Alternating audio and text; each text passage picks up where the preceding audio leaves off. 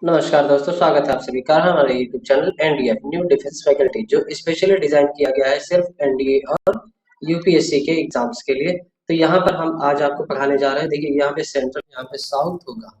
ठीक है, आज हम आपको फिजिकल ज्योग्राफी में जो आपको पढ़ाने जा रहे हैं, कौन सा टॉपिक है, south and middle Indian mountain ranges का टॉपिक आज हम शुरू करने जा रहे हैं। तो चलिए शुरू करते हैं, लेकिन उससे पहले सभी लोग क्या करेंगे, वीडियो को लाइक करेंगे, चैनल को शेयर करेंगे और सब्सक्राइब करेंगे, फिर हम आगे बढ़ेंगे।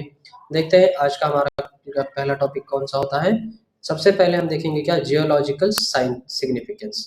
ठीक है, देखिए ये जो पीडीएफ हमारी बनी हुई है, ये आपको दिखेगी किसमें, हर एक वर्जन में। मतलब आपको हिंदी वर्जन भी मिलेगा, बाइलिंगुअल है, हिंदी और इंग्लिश वर्जन भी यहाँ पे आपको देखने को मिलेगा। पूरी जो बनी हुई है वो बाइलिंगुअल बनी हुई है। ठीक है, तो चलिए देखते हैं। सबसे पहले हम इंग्लिश और हिंदी दोनों में ही हम क्या करेंगे, चीज़ों को एक्सप्लेन करेंगे। ठीक, चलिए देख शुरू करते हैं। पहला टॉपिक हमारा क्या है, जियोलॉजिकल सिग्निफिकेंस। इसमें देखिए क्या दे रखा है इंग्लिश में, the peninsular plateau of India is a table-like landform covering vast areas formed from ancient crystalline, igneous, and metamorphic rocks. This peninsular region represents the oldest landmass in India, created by the breaking and drifting of the Gondwana land. अब हिंदी में देखेंगे, भारत के विशाल क्षेत्रफल में जो प्रायद्वीपीय पठार है, एक मेज की आकृति वाला स्थल है, जो कि पुरानी क्रिस्टलीय आग्नेय और रूपांतरित शैलों से बना है। यह प्रायद्वीपीय भाग गोंडवाना भूमि के टूटने एवं अपवाह के कारण प्राचीनतम भूभाग है। देखिए, जिसे हम लोग जानते हैं क्या, प्लेट्यू। ठीक है, प्लेट्यू क्या होता है, हमारा पठार होता है। क्या होता है, पठार। अच्छा, पठार क्या होता है, पठार हमारा इस तरह से जो ऊंचा होता है, ये ठीक, ये वाला जो इस तरह से जो रेंजेस देखते हैं ना, माउंटेन रेंजेस, इस तरह की आकृति जो बनी हुई होती है, उसको क्या बोलते हैं हम लोग, पठार। ये एक टेबल के आकार का होता है। ठीक है, अब इसमें क्या करा, प्रायद्वीपीय पठार। अच्छा, प्रायद्वीप क्या होते हैं, जो तीन ओर से जो हमारा जल क्षेत्र घिरा होता है ना, वो क्या बोलते हैं, प्रायद्वीप होता है। अब क्या, मेज की आकृति वाला है, पुरानी क्रिस्टलीय। अब देखो, ये पुरानी क्रिस्टलीय किससे बना हुआ, आग्नेय और रूपांतरित, जिसे हम लोग क्या बोलते हैं, इग्नस एंड मेटामॉर्फिक रॉक से। अच्छा, आग्नेय और रूपांतरित शैल। देखिए, जो लावा होता है ना, लावा, जो हम लोग बोलते हैं मैग्मा, जिसे हम लोग इंग्लिश में क्या बोलते हैं, मैग्मा, कहाँ से निकलता है, ज्वालामुखी से। ठीक है, कहाँ से निकलता है, ज्वालामुखी से जो हमारा निकलता है। ठीक, वो जब काफी सालों तक जो हमारा जब सड़ता रहता है, एक के ऊपर एक परत इकट्ठी होती रहती है, उसी को ही हम लोग क्या बोलते हैं, ये शुरू होता है यहीं से। ठीक है, चलिए आगे देखते हैं। तो यहीं से क्या हमारा बन जाता है, हमारा क्या, लैंडमास इंडियन इंडिया। ये जो बना हुआ है, ये पहले क्या था, हमारा गोंडवाना लैंड का ये भाग हुआ करता था। अच्छा, अपवाह का मतलब क्या होता है, अपवाह मतलब होता है पानी, जो फ्लो ऑफ वाटर हम लोग जिससे बोलते हैं। Drifting Gondwana land, breaking land mass India. ठीक है, यानी कि जिसे कहा जाता है फ्लो। अब देखिए, फ्लो किस चीज का होता है, फ्लो बहुत सारी चीजों का होता है। ठीक है, अगर हम हिस्ट्री में जाएंगे तो फ्लो ऑफ इंडियन ट्रेड है, ये सारी चीजें, कल्चर है, स्टाइल है, ये सारी चीजें। अब इसमें अगर ज्योग्राफी में पढ़ेंगे तो फ्लो ऑफ वाटर होगा, मैग्मा वगैरह होगा। ठीक है, इसको हम लोग यहाँ पर देखेंगे। अगला पॉइंट हमारा क्या इधर है, हमारा फिजिकल फीचर्स के बारे में देखेंगे। तो भाई फिजिकल फीचर्स में देखेंगे क्या, चौड़ी घाटियां भी पाई जाती हैं, गोलाकार पहाड़ियां, राउंड हिल्स, और दो भाग, जैसे दो भागों में नहीं कि टू डिविजन्स में इसको डिवाइड किया गया है। इस पठारी भाग में चौड़ी तथा छिछली घाटियां एवं गोलाकार पहाड़ियां हैं। इस पठार के दो मुख्य भाग हैं, मध्य उच्च भूमि तथा दक्कन का पठार। The plateau region features broad and shallow valleys with rounded hills. The plateau has two main divisions, the central highlands and the Deccan plateau. इसको दो भागों में डिवाइड किया गया है। कितने भागों में, दो भागों में। पहला हमारा क्या है, सेंट्रल हाईलैंड्स है। क्या है, सेंट्रल हाईलैंड्स। ठीक, दूसरा हमारा क्या है, डेक्कन प्लेट्यू है। ठीक है, चलिए देखेंगे अगला। सबसे पहला हमारा क्या, Aravalli range, the ancient mountain range. देखिए, the part of peninsular plateau north of the Narmada river. ये किसके भाग में है, नर्मदा रिवर के नॉर्थ में है। ठीक है, इसमें नर्मदा रिवर के नॉर्थ में है, और यही क्या, जो हमारा पेनिनसुलर प्लेट्यू है का हिस्सा है। नेक्स्ट है spreading across most of the Malwa plateau. ये क्या है, कहाँ तक फैला हुआ है, मालवा के पठार तक फैला हुआ है। ठीक है, अब is known as the central height, जिसे क्या कहा जाता है, मध्यवर्ती उच्चभूमि कहा जाता है। The Vindhya range borders in it in south while the Aravalli range enclose it in the north east.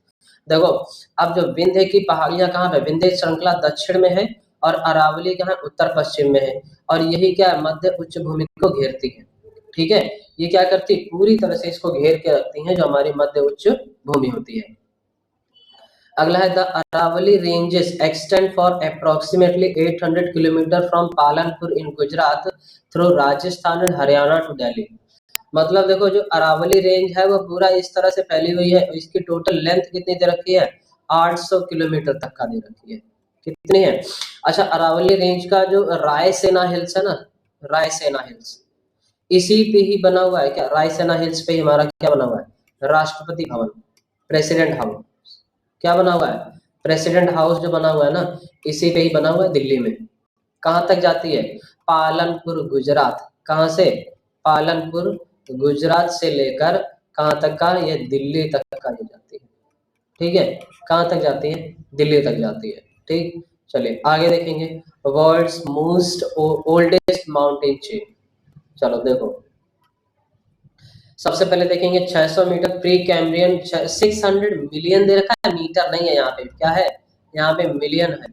Pre Cambrian call, pre Cambrian period type के हैं ये, 800 किलोमीटर रेंज इनकी है, और टोटल जो इसका जो सबसे ऊंची चोटी कौन सी, 1722 मीटर है, गुरु शिखर इसकी हाईएस्ट है। Formed during the pre Cambrian period 600 to 570 million years ago, this is one of the world's oldest mountain range. ये क्या है, विश्व की सबसे प्राचीनतम पर्वत श्रृंखला है। नॉट जस्ट इन इंडिया, से भारत में नहीं, highest peak is Guru Shikhar is 1722 metre. देखिए, अब ये क्या है, इसका जो सबसे ऊंची चोटी है ये कौन सी है, गुरु शिखर इसका नाम है, और इसकी ऊंचाई कितनी है, 1722 मीटर है। ठीक है, कितनी है, 1722 मीटर है इसकी। ठीक है, ये भारत की नहीं, सबसे विश्व की प्राचीनतम पर्वत श्रेणी है। चलिए आगे देखेंगे, रेजिडुअल माउंटेन। देखो भाई, रेजिडुअल माउंटेन क्या होते हैं, देखिए दे रखा है, the Aravalli is an example of residual mountain. Aravalli है रेजिडुअल माउंटेन। देखो, अरावली जिसे कहा जाता है अवशिष्ट पर्वत, रेजिडुअल मतलब अवशिष्ट पर्वत का उदाहरण है।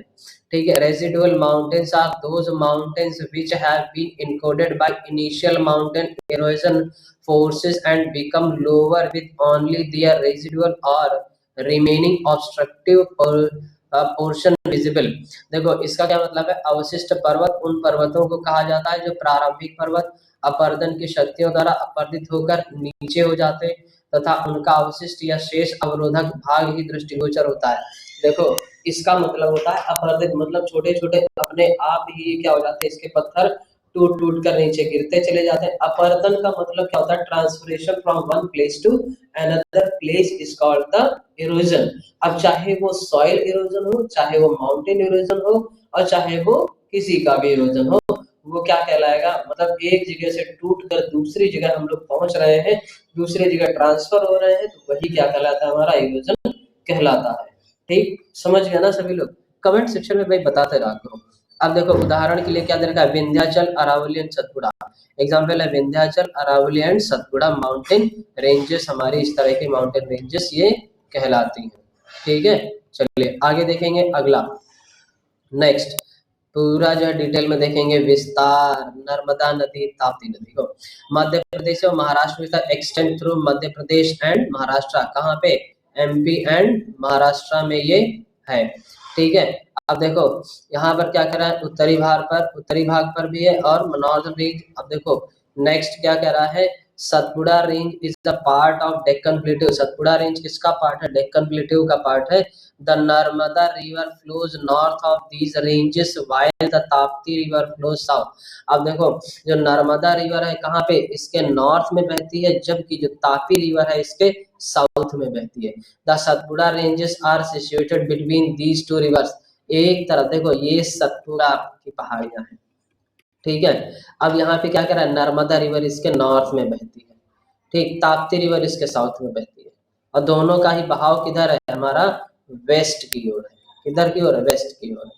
ठीक है, किधर की ओर है, ये वेस्ट की ओर है। ठीक है, पूरा क्या है इधर की ओर हमारा वेस्ट की ओर है। समझ में आ गया? चलिए अब देखिए ये हमारा क्या, ये हमारा ईस्ट है। ज्यादा ही मोटा हो गया। चलिए अभी ठीक है ना।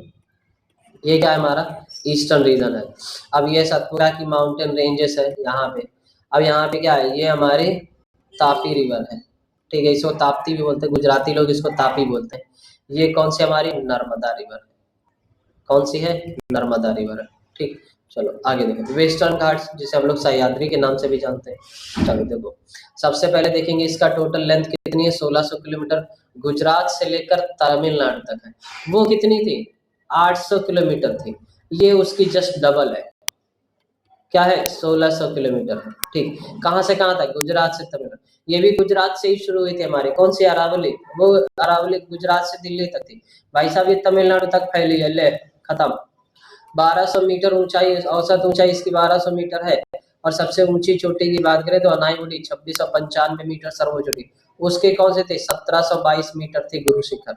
ये कितना है? 2695, लगभग 2700 मीटर। ठीक है, अगर एग्जाम में कभी भी अप्रोक्स आता है ना तो अप्रोक्स 2700 मीटर लिखा होगा। ठीक है, एग्जैक्ट वैल्यू है तो 2695 मीटर होगा। ठीक, ये आप लोग थोड़ा सा डिफरेंस समझें। देखिए नेक्स्ट क्या कह रहा है पॉइंट हमारा, the Western Ghats are also known as Sahyadri. Western Ghats है उसे हम लोग क्या बोलते हैं? सह्याद्री के नाम से भी जानते हैं। दे extend for approximately 1600 kilometre along the western coast from Gujarat to Tamil Nadu. मतलब ये कहाँ से? पश्चिमी भाग में बहती है, पश्चिमी जो हमारा पश्चिमी तट है, ये कहाँ से कहाँ तक? गुजरात से लेकर तमिलनाडु तक है। The average height is about 1200 metres in Kerala. जो एवरेज हाइट है वो कहाँ तक है? 1200 मीटर है केरल में। इज इट्स नोन एज, कौन सा है, कौन सी है ये? सव्य पर्वतम। किस नाम से जानते हैं इसको? सव्य पर्वतम के नाम से जानते हैं। The highest peak is Anaimudi. और हाईएस्ट पीक है इसकी कौन सी, सबसे ऊंची चोटी कौन सी है? अनाईमुडी है, जिसकी ऊंचाई कितनी है? 2695 मीटर। कहाँ पर है ये? केरल में है। आप देखेंगे ईस्टर्न घाट्स और इसके हिल्स। ईस्टर्न घाट्स में देखिए क्या है, सबसे पहले नल्ला मलाई है, आंध्र प्रदेश के कृष्णा और पेन्नारू नदी, पेन्नारू नदी के नाम है। Between Krishna and Pennar river in Andhra Pradesh. Javadi की पहाड़ियां भी हैं तमिलनाडु राज्य के उत्तरी अर्काट में, नॉर्दर्न आर्कॉट डिस्ट्रिक्ट ऑफ तमिलनाडु में।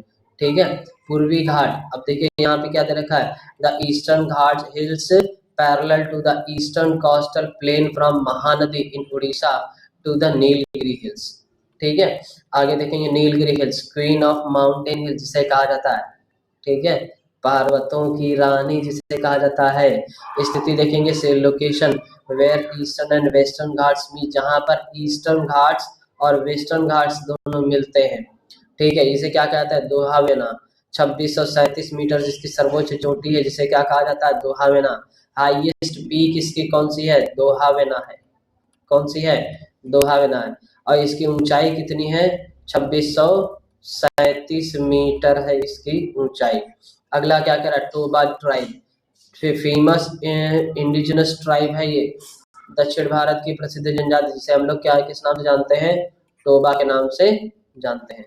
अगला देखेंगे पॉइंट हमारा, famous are the queen of mountain the Nilgiri hills are situated at the junction of Eastern and Western Ghats. कहाँ पे? जंक्शन। देखो ये ईस्टर्न और वेस्टर्न यहाँ पे स्थित है। ठीक है, the Nilgiri mountain ranges spans Tamil Nadu. कहाँ पर ये फैली हुई हैं? तमिलनाडु में ये फैली हुई है। Kerala and Karnataka state. देखिए कहाँ कहाँ पर, एक तो तमिलनाडु में, दूसरी केरला में, तीसरा कर्नाटक में। ठीक है, तीसरा कहाँ पर? कर्नाटक में ये फैली हुई हैं। अ mountain not, it is the mountain not जिसे क्या कहा जाता है? पर्वतों की गांठ, पर्वतों की ग्रंथि जिन्हें कहा जाता है। ठीक है, चलो आगे देखो अगला पॉइंट हमारा क्या कह रहा है। अगला पॉइंट है क्लाइमेट एंड रेनफॉल पैटर्न। देखेंगे यहाँ का क्लाइमेट कैसा है, रेनफॉल पैटर्न कैसा है, ये सारी चीजें इसमें हम देखेंगे। देखो क्या कह रहा है, when moist air masses are forced to rise over mountains causing precipitation। मतलब जब नमी वाली हवाएं पहाड़ों से टकरा कर ऊपर उठती हैं तब क्या होती है? यहाँ पे बारिश होती है। क्या होती है?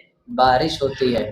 ठीक, अगला देखिए रेन शैडो जोन भी है ये ओरोग्राफिक रेनफॉल ये या rain shadow zone the arid region on the levered side of the mountain receiving less rainfall मतलब पहाड़ के दूसरी तरफ का जो क्षेत्र है शुष्क क्षेत्र सूखा जहाँ कम बारिश होती है वही क्या कहलाता है रेन शैडो जोन कहलाता है जहाँ पर बारिश की सिर्फ नाम होता है बारिश का क्या होता है सिर्फ नाम होता है और कुछ नहीं होता मानसून इंटरसेप्शन देखिए the blocking of monsoon winds by mountain ranges मतलब पहाड़ी श्रृंखलाओं द्वारा मानसूनी पवनों को अवरुद्ध करना मतलब जैसे मान लो यहाँ से हवाएं जा रही हैं ऐसे अब बीच में खड़ा हो गया पहाड़ ले भाई साहब ऊपर जा ही नहीं पाएंगे ठीक तो इनसे टकरा कर क्या करेंगे यही पानी गिराओ क्या कह देंगे यही तो यहीं पर ही क्या गिरेगा पानी गिरेगा ठीक चलिए देखिए अगला क्या कह रहा है monsoon impact western Ghats intercept south west monsoon causing heavy rainfall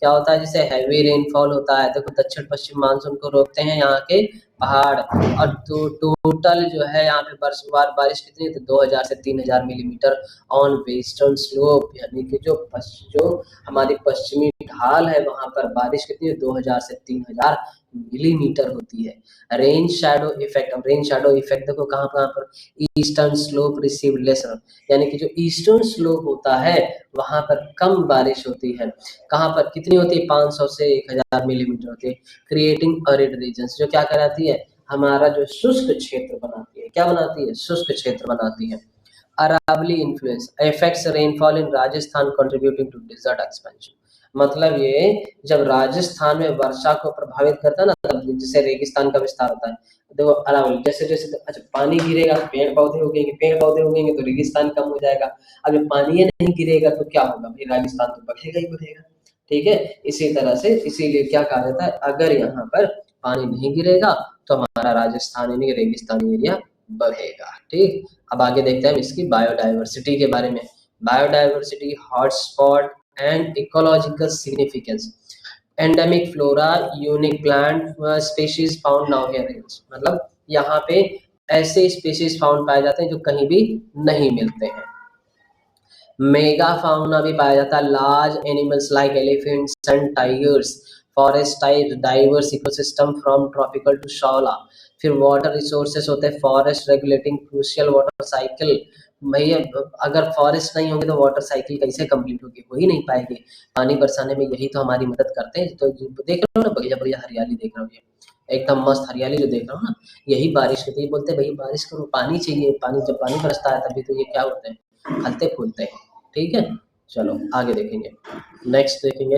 western Ghats one of the India most important biodiversity hotspot with 4000 plus plant species 30% endemic मतलब ये है कि यहाँ पे 4000 से भी ज्यादा प्रजातियां पाई जाती हैं पेड़ पौधों की जिनमें से 30% क्या है एंडेमिक है क्या है 30% एंडेमिक मतलब स्थानिक है क्या लिखा है स्थानिक है यहीं की होती है फॉरेस्ट टाइप देखेंगे ट्रॉपिकल एवरग्रीन फॉरेस्ट सदाबहार वन पाए जाते हैं क्या पाए जाते हैं सदाबहार वन पाए जाते हैं डेसिडस फॉरेस्ट शौला फॉरेस्ट नीलगिरीज जहाँ पे क्या पाए जाते हैं हमेशा पर्णपाती वन पाए जाते हैं शोला वन नीलगिरी में ये सारी चीजें पाई जाती हैं अगला है वाइल्ड लाइफ देखिए एशियन एलिफेंट्स मिलते हैं टाइगर्स हैं लेपर्ड्स हैं नीलगिरी ताहर है ठीक है और क्या मिलता है लायन टेल्ड मकाओ क्या मिलते हैं मकार मकार ठीक है ये देखो एक तरह का बंदर होता है क्लाइमेट रेगुलेशन देखेंगे forest acts as carbon sinks regulate water cycle जो यहाँ से कार्बन को सिंक करते और वाटर साइकिल को आगे बढ़ा देते हैं ठीक आगे देखेंगे economic and strategic importance agriculture mineral water tourism and energy in सारे पॉइंट्स को भी हम क्या करेंगे कंसीडर करेंगे देखिए एग्रीकल्चर की बात करें तो टी कॉफी स्पाइस कल्टीवेशन कहाँ होता है नीलगिरी की पहाड़ियों में वेस्टर्न घाट्स में मिनरल्स की बात करेंगे तो आयरन है मैग्नीज है बॉक्साइड है डायमंड्स है ये कहाँ पर सेंट्रल इंडिया में सबसे ज्यादा पाया जाता है अगला है वाटर रिसोर्सेज की बात करें सोर्स ऑफ मेजर रिवर्स है नर्मदा है तापी है गोदावरी और कृष्णा ये यहाँ की साल भर बहने वाली नदियां हैं जिनसे पानी हमें मिलता रहता है अगला देखेंगे टूरिज्म हिल स्टेशन भैया हिल स्टेशन भी है यहाँ पे ट्रैकिंग भी लोग करते हैं वाइल्ड लाइफ टूरिज्म भी है एनर्जी के लिए हाइड्रो इलेक्ट्रिक पावर प्लांट्स है विंड एनर्जी है वेस्टर्न घाट्स में ये सारी चीजें हमको मिल जाती हैं ठीक, चलिए आगे देखेंगे इन्वायरमेंटल चैलेंजेस एंड कंजर्वेशन। देखिए इन्वायरमेंटल चैलेंजेस में डिफॉरेस्टेशन है, क्लाइमेट चेंज है, पॉपुलेशन पॉल्यूशन है, कंजर्वेशन एफर्ट्स है, सस्टेनेबल डेवलपमेंट भी हम इसमें देखेंगे। देखिए पहला क्या कह रहा है, नेक्स्ट है हमारा deforestation, forest area decline due to agriculture expansion, mining infrastructure development, climate change. देखो यहाँ पर क्या है, कृषि विस्तार होता है, खनन होता है, बुनियादी ढांचा विकास के कारण वन क्षेत्र में कंटिन्यूसली क्या हो रही है, कमी हो रही है। भैया खनिज जब जहां पर ज्यादा से ज्यादा तुम खनन करोगे, सारी चीजें निकालोगे, तो क्या होगा, वहां पर कमी तो आएगी ही आएगी। इसके बाद में क्लाइमेट चेंज की बात करेंगे तो राइजिंग टेम्परेचर, टेम्परेचर जितना ज्यादा बढ़ रहा है, फिर रेनफॉल उतनी ज्यादा कम हो रही है, पैटर्न्स भी बदल रहा है, ग्लेशियर पिघल रहे हैं और हिमालय भी क्या हो रहा है, कम हो रहा है। ठीक है, पॉल्यूशन की बात करेंगे तो इंडस्ट्रियल पॉल्यूशन फैल रहा है, एग्रीकल्चर रन ऑफ हो रहा है, अर्बन वेस्ट यानी कि शहरी कचरा भी इन्हीं समंदर में ही आता है। आगे देखेंगे कंजर्वेशन एफर्ट्स, नेशनल पार्क जैसे पेरियार है, बांदीपुर है, वाइल्ड लाइफ सेंचुरीज है, बायोडाइवर्सिटी है, कंजर्वेशन प्रोजेक्ट्स हैं, यहाँ पर ये सारी चीजें पाई जाती हैं। देखो संरक्षण का प्रयास, राष्ट्रीय उद्यान पेरियार, बांदीपुर, वन्यजीव अभ्यारण्य, जैव विविधता संरक्षण परियोजनाएं भी यहाँ पर लागू की गई हैं। सस्टेनेबल डेवलपमेंट की बात करेंगे तो इको फ्रेंडली है एग्रीकल्चर, ठीक है, reforestation, community and forest management भी यहाँ पे कर रहा है। अगला देखेंगे river system and drainage pattern. सबसे पहला हमारा क्या आ जाता है, Narmada river flows through a rift valley की लंबाई कितनी है, 1312 किलोमीटर लंबी है, क्या है, नर्मदा रिवर। दूसरा तापी रिवर की बात करें, flows south of Satpura, 724 kilometre इसकी लंबाई है। गोदावरी रिवर है, largest river of Deccan plateau, कितनी है, 1465 किलोमीटर है, लंबी है ये। कृष्णा रिवर है, 1400 किलोमीटर लंबी है, फ्लोज थ्रू 4 स्टेट्स, कितने, 4 स्टेट को ये कवर करती है। वेस्टर्न घाट्स में short but swift flowing green into Arabian Sea, छोटी लेकिन तीव्र गति वाली अरब सागर में गिरने वाली नदियां यहाँ पर पाई जाती हैं। ठीक है, अरब सागर बोले तो ईस्ट टू वेस्ट बहने वाली नदियां हैं। अब देखेंगे Narmada river flows between Aravalli and Satpura range, flows through a rift valley, rift घाटी से होकर बहती भ्रंश घाटी, जिसकी लंबाई कितनी है, 1312 किलोमीटर है।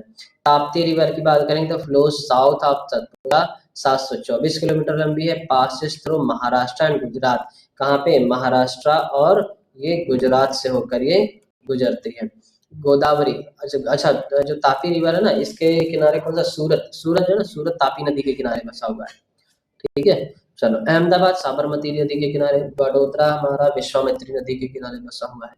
ठीक है, चलो लार्जेस्ट रिवर ऑफ डेक्कन कितना है, 1465 किलोमीटर है गोदावरी रिवर की लंबाई, फ्लोज थ्रू महाराष्ट्र, तेलंगाना, आंध्र प्रदेश, कहाँ पे, आंध्र प्रदेश, तेलंगाना और महाराष्ट्र में ये होकर बहती है। कृष्णा रिवर कितनी है, 1400 किलोमीटर लंबी है, flows through Maharashtra, Karnataka, Telangana and Andhra Pradesh, कहाँ कहाँ बहती है, महाराष्ट्र में बहती है, कर्नाटका में, तेलंगाना में और आंध्र प्रदेश में बहती है। कौन सी, कृष्णा रिवर, इसकी लंबाई कितनी है, 1400 किलोमीटर है। ठीक, आगे देखेंगे वेस्टर्न रिवर्स। वेस्टर्न रिवर्स की अगर हम बात करेंगे तो ये क्या है, शॉर्ट है, छोटी, बस swift flowing, originate from Western Ghat, Western Ghat से निकलती है, ड्रेन इनटू अरबियन सी, और कहाँ पर गिर जाती है, अरबियन सी यानी कि अरब सागर में ये जाकर गिर जाती है। तो ये थी हमारी आज की क्लास, आपको कैसी लगी कमेंट सेक्शन में मुझे बता दें, वीडियो को लाइक कर दें, शेयर कर दें, चैनल को सब्सक्राइब कर दें, कमेंट सेक्शन में जरूर बताएं आपको वीडियो हमारी कैसी लगी। बाकी हम नेक्स्ट टाइम पे इसके एमसीक्यूज लेकर आएंगे, मोस्ट इंपॉर्टेंट एमसीक्यूज जो आपके अक्सर यूपीएससी एग्जाम्स में पूछे जा चुके हैं और एनडीए में भी इस साल आने की संभावना है जिनकी, वो हम यहाँ पर आपको लेके आएंगे। बाकी नेक्स्ट टाइम पे, thank you class, bye bye, take care.